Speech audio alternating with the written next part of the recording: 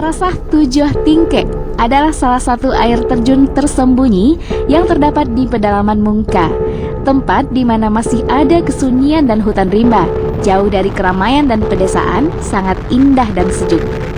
Untuk sampai di sini, kita harus melewati kebun gambir warga sekitar.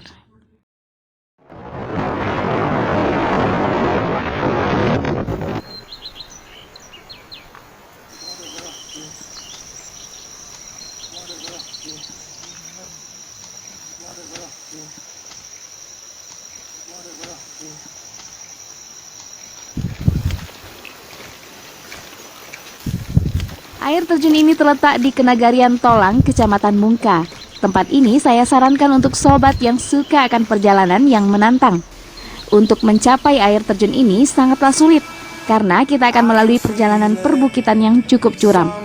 Memakan waktu lebih kurang 1-2 jam untuk menuju air terjun Tujuh Tingkek ini. Tetapi semua rasa letih karena perjalanan menuju air terjun Tujuh Tingkek ini semuanya hilang di saat sampai di air terjun tersebut, karena pemandangan indah yang begitu mempesona. Suara deru air terjun yang turun tentunya akan memancing kita untuk tidak hanya menikmati dengan melihat keindahannya, tetapi juga akan ikut mandi di bawahnya. Menikmati keindahan alam memang tidak akan pernah ada puasnya.